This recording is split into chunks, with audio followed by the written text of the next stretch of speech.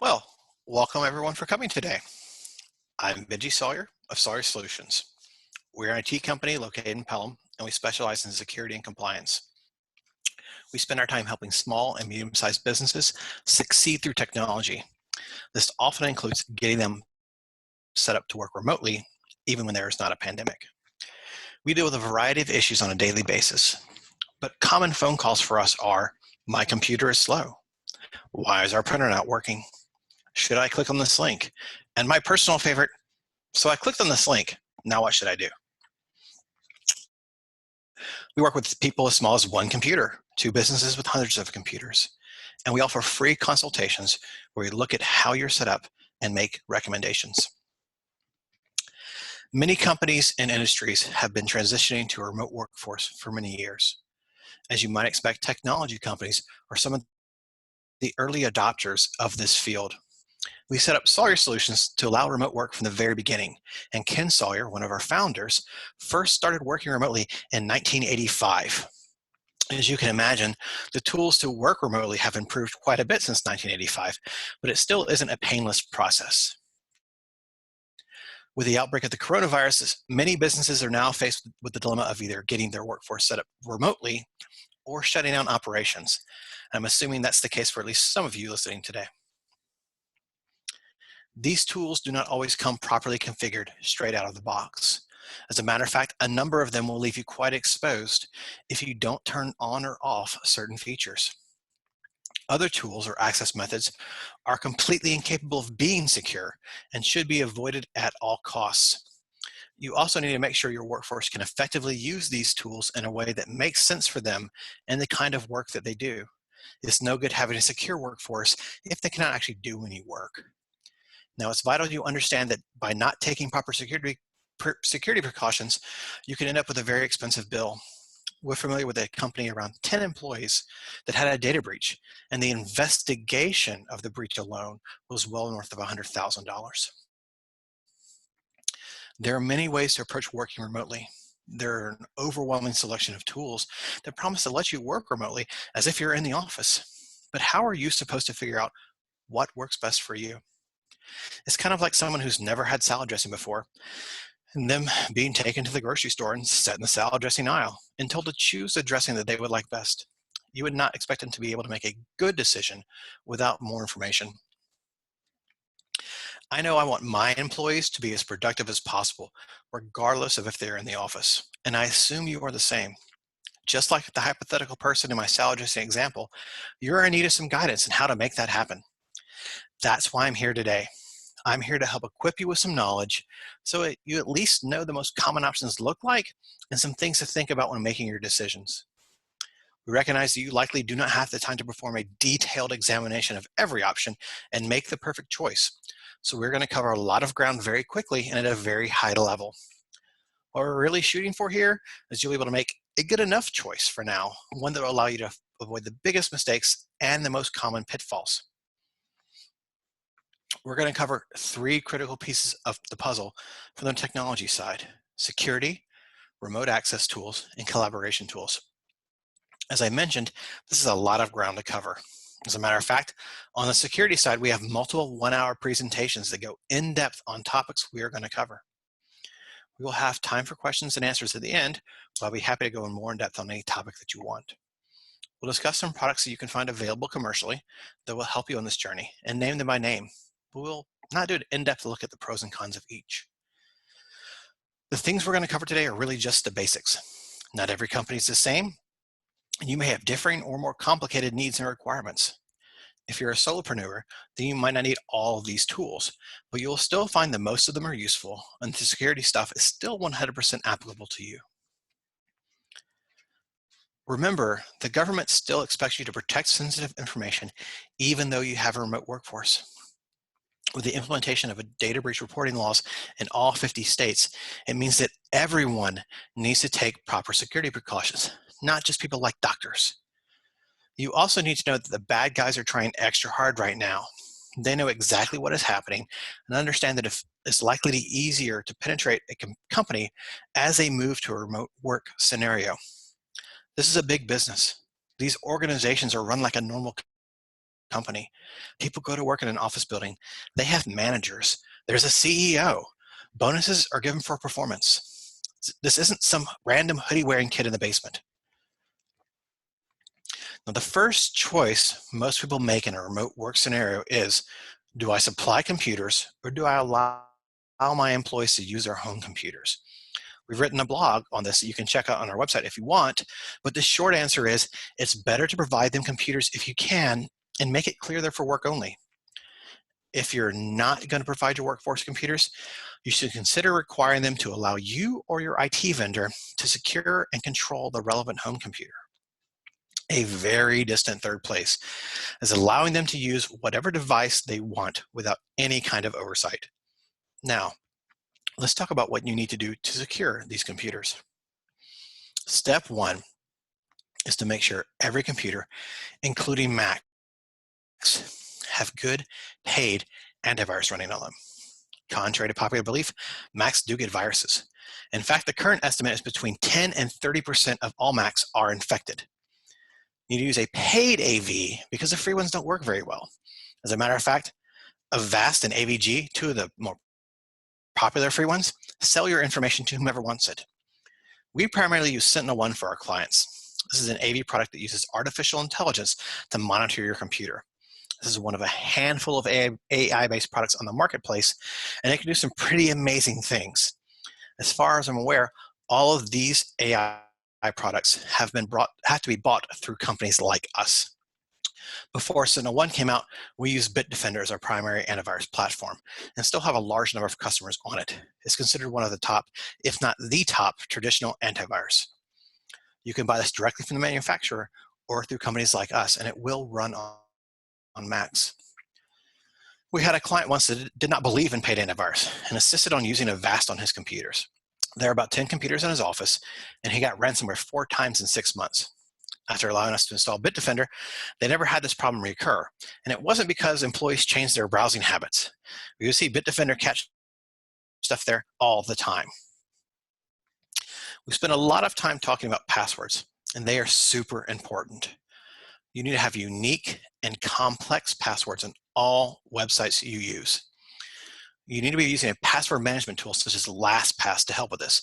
I personally have used LastPass since it hit the market over 10 years ago. 1Password is a newcomer, which I've heard good things about. I've never personally used it, but it is a reputable tool. For those people that save their passwords into their browser, you need to be aware that this is not secure, and your passwords are easily recovered by malware. Two-factor authentication, also called multi-factor authentication, is also critical in this day and age. Two-factor is commonly set up to text your cell phone of code when you try to access a website from a computer you haven't done it on before. The system isn't perfect or unhackable, but it does pose a significant barrier to the bad guys gaining access. You especially need unique and complex passwords and two-factor turned on your email systems.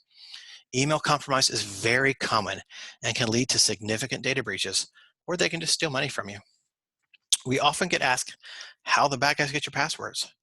One way is a direct phishing attempt, but commonly what happens is some website gets breached and they either get your passwords in plain text or they can attempt to recover them by encrypting every word in the dictionary plus other commonly used passwords. Once they have your password from these breaches, they will then attempt to use them on other sites like banks and email and social media. This is the reason you need to have strong, unique passwords and two-factor authentication.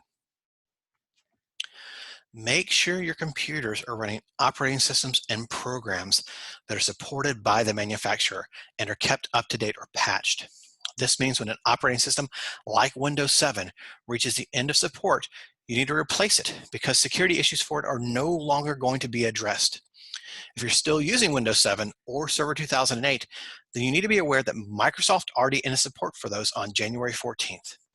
If you're still using Windows XP or Server 2003 or some earlier operating system, then you're really at risk and need to mitigate your exposures immediately. XP went out of support over 6 years ago, but we still run into people using it. It isn't uncommon for viruses to be stopped by simply having up-to-date programs. Now, we most often see these really old computers in the manufacturing space. There will be a piece of very expensive equipment that is hooked up to a really old computer that drives it. And the company that made the equipment may be out of business or want some exorbitant amount of money to upgrade the computer, if they can even upgrade it. The situation is less than ideal, but quite common, and there are steps you can take to mitigate the risk of the old systems, but it does require a good bit of know-how. And just for reference, the current oldest computer operating system we deal with is Windows 98, and it is running an expensive piece of equipment at a manufacturer. With your computers spread all over, it is more likely that one will be lost or stolen, so you need to make sure you encrypt them. Most modern business class PCs come with BitLocker and can be easily and quickly encrypted. The Mac version is File Vault and can be found on every Mac in your system preferences. Encrypting computers combined with a good password means that if you lose a computer, you can reasonably assume your data is safe, which can save you quite a bit of time, reputation, and money. Another reason to encrypt those computers is locking out employees that you need to fire while they are remote. A couple of weeks ago, we had a client that let us know she was going to fire an employee and wanted us to wipe the computer remotely. We told her that since the computer was encrypted, we could actually just change the password for the user, which completely locks them out of the system. And then once the owner had it back in her physical possession, she could get into it. This saved the owner several hours of labor on rebuilding the computer and made sure that the former employee wasn't able to do anything they shouldn't have, even though she had it in her possession for a week after she was fired. While not a security precaution, backup is absolutely critical to your business. You need to make sure that you're backing up your data and that it's being backed up off-site with a reputable cloud vendor. For people going at it alone, we generally recommend CrashPlan or Backblaze. We actually use a CrashPlan variant internally. It's important to understand that these backup solutions are not always the right choice. Backing things up correctly can be kind of complicated and may require professional IT help. We have tons of stories about backup, and we restore data from backup on a weekly basis because someone deleted a file they shouldn't have. One of our favorite stories about how important backup is involves a prospect we were talking to some years ago. One of the questions we ask is, what are they doing for backup? And they told us they were backing up to a hard drive, so we had them show it to us. Turns out the hard drive hadn't been plugged in for 9 months because the cable had been damaged. We had a spare cable. We got it out and set them up. 3 days later, they called because they had gotten ransomware. Luckily, it was on a single computer, and while it did get server data, it didn't encrypt the backup that we had just plugged back in. We were able to get them back up and running with almost no data loss, and they were extremely grateful that they called us. Unfortunately, we often get calls about getting data back from ransomware after it has happened and there is no backup. In that case, you can either pay the ransom, recreate the data, or just do without. Backup needs to happen before you get hit. Once you have things like antivirus and updates working, you need to make sure your workforce is trained. You should be training them on basic security ideas, such as unique and strong passwords, as well as training them on how to spot phishing attempts. Most employees don't want to mess up their computers, but no one has ever told them, for example, that those coupon printers that they want to use to get that great deal are always malware. Training is not a once and done thing. It needs to happen frequently, not just for repetition, but because the state of the art changes and changes how the bad guys attack. We mentioned coupon printers because we have one client where their employees really love to get good deals. While we expect the occasional issue, they were getting viruses way more than normal. When we asked them what they were doing right before everything went wrong, they said they're just downloading a coupon printer to get some coupons. Once we explained that those were not good things to download, the problem stopped happening. No one had ever taken the time to just talk to them and explain.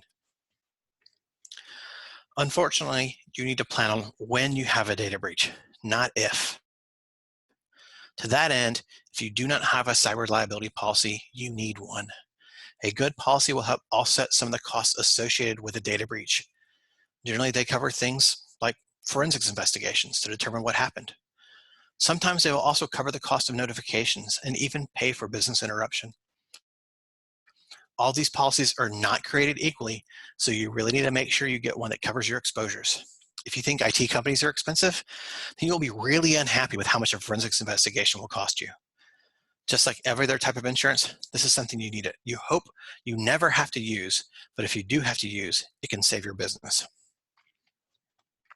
Now we understand that you may not have a choice because of the timing and budget and whether or not you have your employees use their computers from home, their own home computers initially.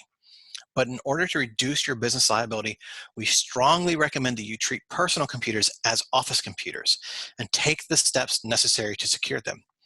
We also recommend, as time and budget allow, to start issuing company computers if you plan on allowing remote work long term.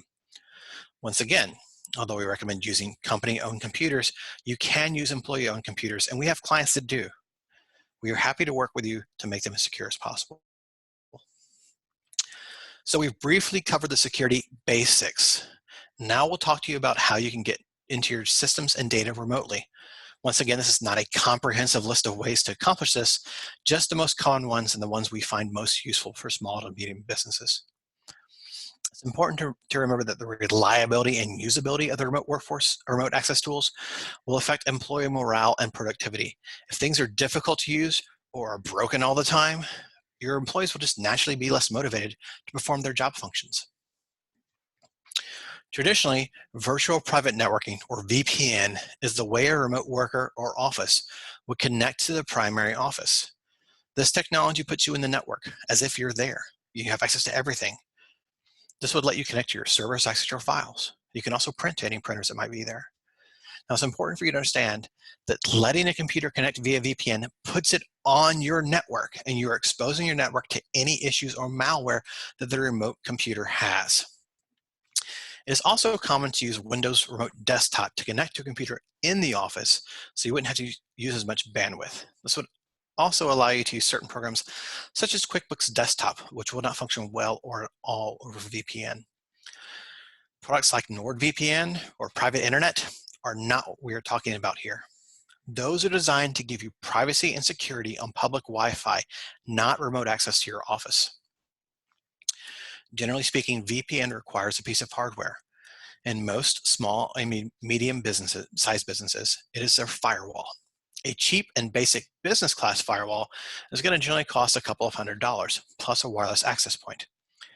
We recommend a next generation firewall to all businesses, but you are now looking at spending $1,500 plus on the device. You will often have to also buy licenses to allow VPN connections.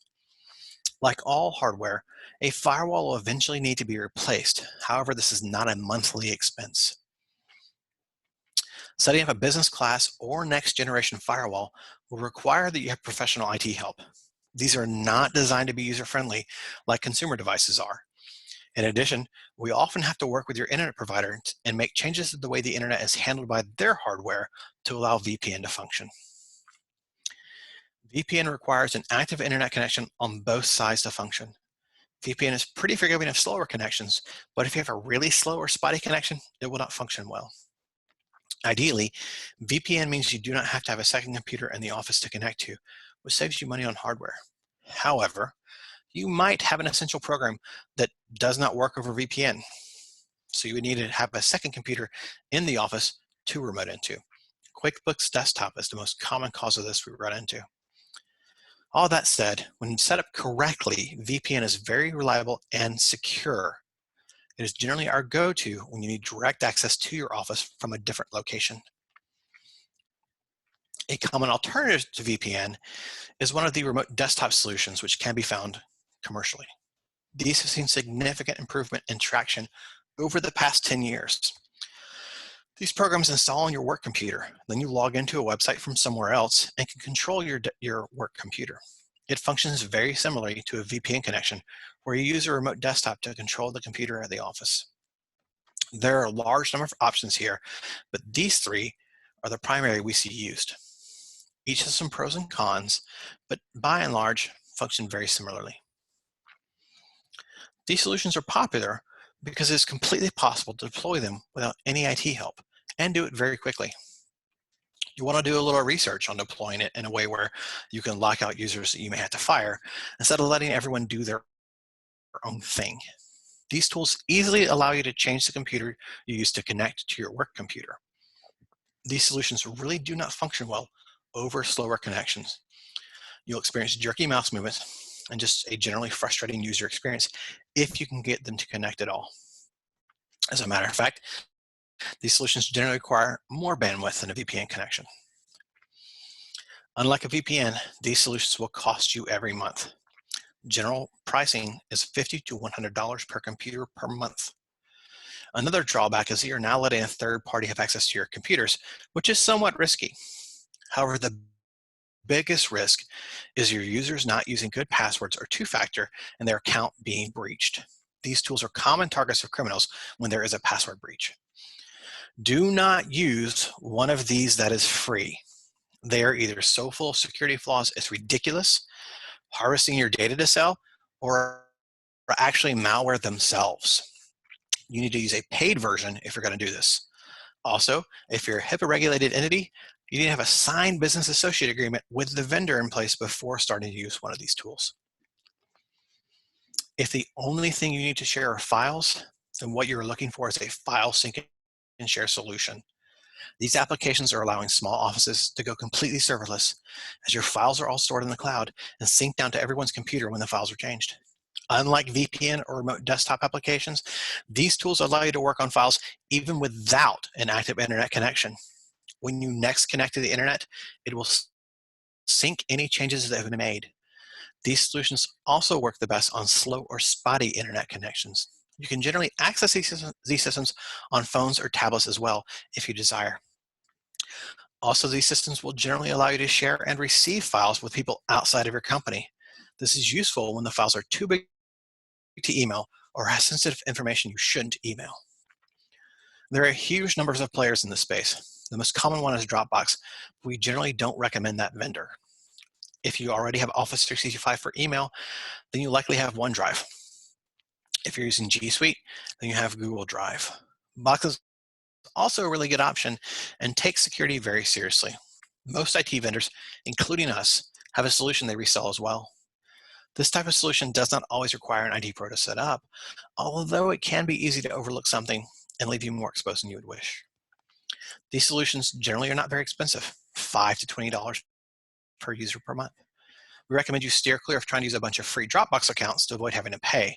This almost always ends up being a big mess where no one is sure who owns what, and getting things shared effectively becomes impossible. File sync and share solutions really are a must-have for almost any remote work environment and can potentially save you a lot of money on servers and other equipment. You might need some professional help getting your file sync and share folder structure set up properly and your access groups set up in a way that makes business sense and keeps your private data private. It's important to note that these systems are not backup. Even though they do share some functionality and have some limited backup capacity, they are not true backup solutions. Some businesses don't really get phone calls, but for those of us that rely on our phones, then making sure your workforce can at least receive calls remotely is critical. If you're not already using a hosted VoIP provider for your phone system, then we strongly recommend moving to one as soon as you can. If you have an on-premise phone system or getting your lines from AT&T or Spectrum, there really aren't a lot of options to choose from to get calls remotely. Although we do not sell phone service, we deal with it on a regular basis. It's important for you to know what you want out of a phone system before you start evaluating them. Do you only want plain desk phones? Do you want to be able to take phone calls on your cell phone when you're not in the office? Do you want to be able to make phone calls from your cell phone that appear to come from the office? Do you not even want desk phones at all and have everyone use their cell phones like they would a desk phone? How about being able to log into a website and see a status board of all the phones and who is talking to whom? We've seen all these options at one point, but not necessarily all from one vendor. Of the vendors we normally deal with, low latency, which is located in Pelham, provides the best service, hands down. They're a different type of company and have a different delivery model. If reliability and customer service are your primary concerns, then they should be your first phone call. Unfortunately, low latency does not have all the bells and whistles of the bigger players in the industry. If low latency doesn't work for you, then we generally recommend working with a company that resells multiple options. We're happy to point you in the direction of someone you can work with to sort through the other players based off of your needs. However, if you want to go at it alone, of the big companies our clients use, generally speaking, we had the best experience and service from Nextiva. The last piece we're going to cover is collaboration tools. These tools help your teams interact and keep up with what is happening without all being located in the same physical space. We're really only going to look at 3 types of tools, which we consider the foundation. Email will still be the workhorse for almost every company. It's easy to use and familiar to just about every worker these days. Your workforce can easily send things back and forth between each other and the outside world. And you're already using it. So why are we going to talk about it? We still find a lot of companies getting their email from either the company that does their website, or they're hosting their own email address, or they're using a free Gmail or Yahoo address. In this day and age, you really should be using a cloud-based email system from a provider that specializes in it, using your own domain name. Let's face it, bobsbusiness@gmail.com, or even worse, bobsbusiness@aol.com is not nearly as professional as bob@bobsbusiness.com. While there are still other providers out there, there is really one clear winner in this space, which is Microsoft Office 365. It has about 87% of the market share. Google is the next runner-up at 10%. Now, we prefer Microsoft-based email systems over Google systems, as they came from the business side first and are much more business-friendly than Google, which started on the consumer side. These cloud-based systems are very reliable and provide better security and usability than what you get from your email when you get email from your web provider, and generally cheaper than trying to host it yourself when you add in licensing and support costs. As we mentioned previously, we are seeing more and more instances where email addresses are compromised. The most common, but not only way this is done, is through a phishing attack. Attackers send an email asking you to download a file to pay a bill or something similar, and provide a link. When you click on the link, it says you need to verify your identity and ask for your email address and password. If you put in your credentials, then you have a problem, unless you have 2-factor. The earlier example, where the investigation to the data breach was over $100,000, was an example of an email breach from an attack just like that. In this day and age, you absolutely need 2-factor authentication turned on for your email system, and generally that is not possible on the web-hosted versions and is difficult on the self-hosted versions. Additionally, you need better spam filtering than you would get from either the web-hosted or self-hosted versions. I really can't stress how common email compromise is and how devastating and expensive it can be. If you don't already have a chat program, you should definitely consider getting one. A chat program can go a long ways to getting back some human interaction. I know I personally resisted using a chat program for a long time because it was just one more system for me to check. But when the first thing started to shut down from the coronavirus, I set up a system that day because I knew we would need it to function remotely full-time instead of just occasionally. If you use Office 365, then you probably have access to Microsoft Teams, which is a relative newcomer to the scene, but shows great potential. If you're using G Suite, then you have Hangouts. If you want to use a completely different program, then you can check out Slack, which is what we are currently using internally. Your younger employees are likely to take to using this faster than your older ones are, so try to encourage everyone to be patient. The chat programs can really make your life better, but they can also be very easily misconfigured and allow some behaviors you really do not want. The most common setting, a common setting in most of the programs that people are not aware of, is that their employees can invite people from outside the company into your chats without permission. That can range from just embarrassing to very bad, depending on who that person is and why they were invited. And it's also possible, generally speaking, to spread malware through most chat systems. Basically, if you're going to set up one of these, take the time to review the security settings and make sure it's locked down like you need it to be. Online meeting tools have been around for a long time. You're using one right now for this webinar. Most people used to just use these to get together for quick meetings or webinars to discuss some stuff and not even bother with the webcams. However, something quite interesting is happening.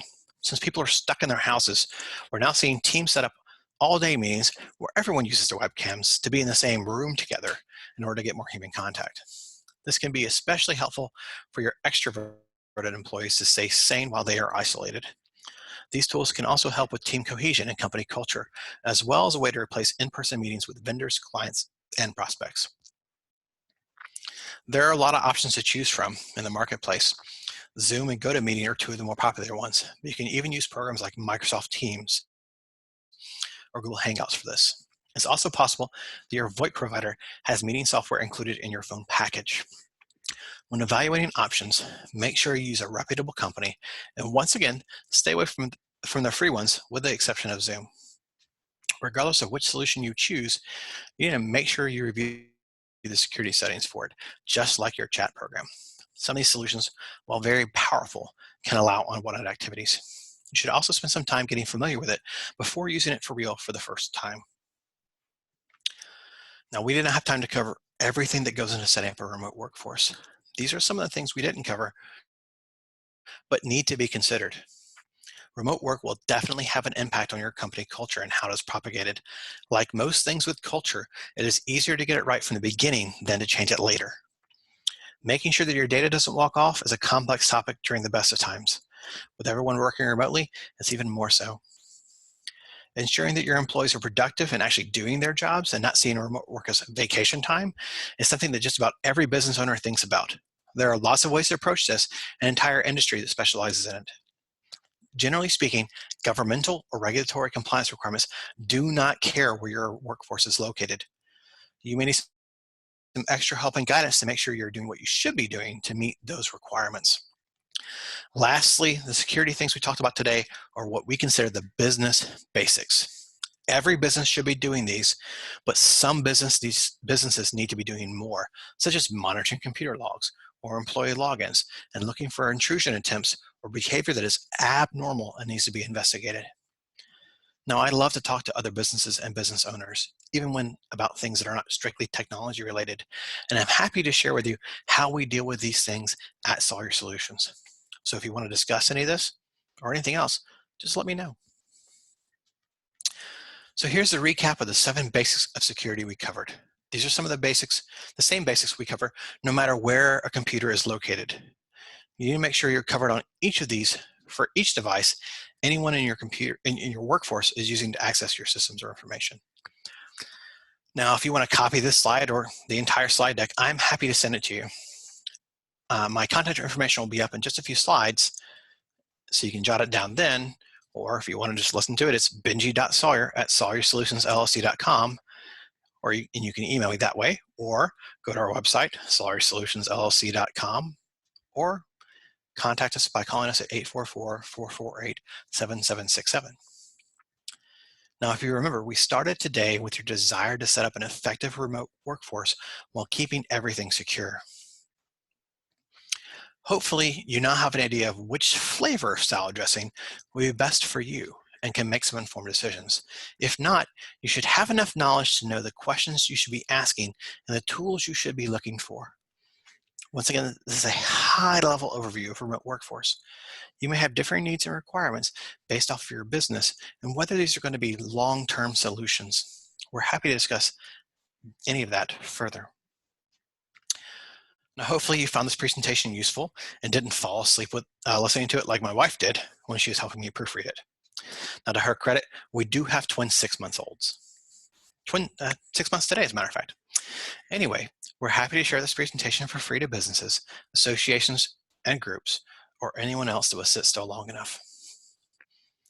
Once again, we offer free consultations where we can look at how you're set up and make some recommendations.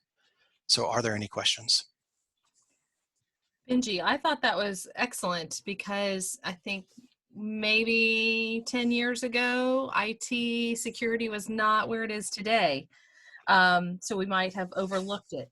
Where would so can you do consultations to do an analysis to see how secure a company's IT department is?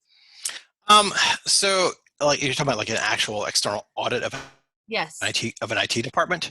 Yes. We can do those, but generally speaking, companies that desire that kind of thing are looking for something different. That's the kind of thing where you actually would bring in a forensics company most likely. This is actually something we recommend to all of our clients anyways, which is what's called an external security audit. And the reason we recommend it to all of our clients is because if we knew there was a problem, we would have fixed the problem, right?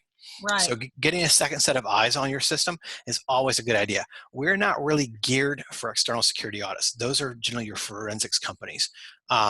Those the people who actually come in and they will like if you have a data breach, they'll come in and do the investigation and stuff. These are guys that are also the ones who generally do the auditing. And the reason is because a lot of times when you're doing stuff like that, you have to be set up for chain of custody and things dealing with court systems and whatnot, just for you know making sure everything's above board. And we're not really set up to deal with that kind of scenario. Does that make sense? Yes. So if somebody was spurred on and thought, "Oh, I'm not sure if I'm covered," can they call and talk to you, or do they just need Yes. to get Oh, on it? we're always happy to talk. I mean, that's even if it's not going to be us, we are always happy to talk to people and say, you know what, it sounds like you really need to talk to X, Y, Z. A lot of times, people are just afraid, right? And so we talk to, one lawyer, a law firm, a small firm, and they're with one of our competitors, and they just wanted us to come in and look at stuff, and the competitor was doing a good job.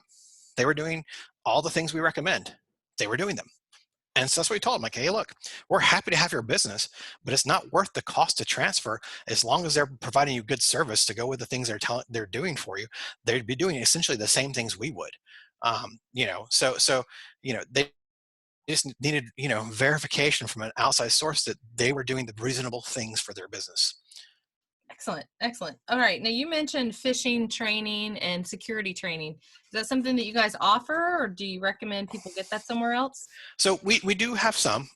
We have a presentation on phishing, just like this, but longer and more humorous, hopefully, where we can come in and train employees or groups. We've actually given this to the phishing training to church groups before, because phishing strongly trends on demographics a lot of times, and the older you are, the more likely you are to be caught. So we've gone to churches and given the training, and that works really well. These days, though, there's a lot of focus on what are called micro trainings. Uh-huh. The longer training scenarios, they can wear on you and be tiring, and you kind of zone out and stuff. So micro trainings are 1 to 3 minute videos, generally speaking. And there are companies out there you can find on your own, or we have one we deal with as well, where they can sell you kind of training for your employees, and that can range from just videos they watch to the whole gamut of actually test phishing your employees. So they'll send you phishing emails randomly to see if your employees click on them, and you get reports about how many times they're being clicked on and all this kind of stuff, to know how effective your training is being with your employees. Got it. And you mentioned in the presentation about Dropbox. And did you say you don't recommend the free version, or you don't recommend Dropbox at all? We don't recommend Dropbox at all. Okay. The So reason if you you were to convert Mhm. Dropbox to one of these that you did, is it a simple like select all, or what's the easiest way to convert? Yeah, it really is. I mean, it's like, for instance, to go Dropbox to Box. They may even have a converter tool. I don't really know. If you're not a very complicated setup though, and here's a bunch of folders, it's really buy the box subscription, install Box, copy all the folders from Dropbox into Box, and you're pretty much ready to go. You set up your users and stuff, but I mean, it's not complicated. Okay. And I've also seen thumb drives that have fingerprint. Do you recommend those? So that is a very uh, depends question. Oh, okay. Security on thumb drives is we don't recommend thumb drives at all, honestly. Mm, There are generally better ways to transmit your data in this day and age. Thumb drives are too easy to lose. Uh, they just are. And so for our clients that are dealing with sensitive information, generally HIPAA or whatever, we recommend they have a no thumb drive policy. Um, Not necessarily have it like enforced on their computers, or you can do that, but really just have a policy where they're not allowed to transfer stuff via thumb drives. Uh, if they are, then actually we recommend you encrypt the thumb drive with, once again, BitLocker most often, because you're on it most likely at PCs, and not worry about the gimmicks of the fingerprints and all that kind of stuff, because some of them work well, some of them don't, and the average consumer can't tell the difference. gotcha. Very interesting. Well, thank you so much for your time, Benji. This Yeah. is very helpful. And I know that if a basic business lost their data, sometimes they could be down for a couple of days and sometimes they couldn't recover. It So, Yes, it can be very expensive. It can shut your business down. As a matter of fact, yeah, there's an architecture firm in town we're aware of that didn't have proper backup and they got hit by ransomware, and it took them. They didn't get all their data back. They didn't recreate all their data, but they were able to recreate most of it. But it took years, Mm, and and the amount of labor was in the hundreds of thousands of dollars. yeah, let's skip that. Let's just get some security in place. Yeah. Easy enough. Well, thank you so much for Yeah. your time. Well, thank Fantastic. you. Have a great day.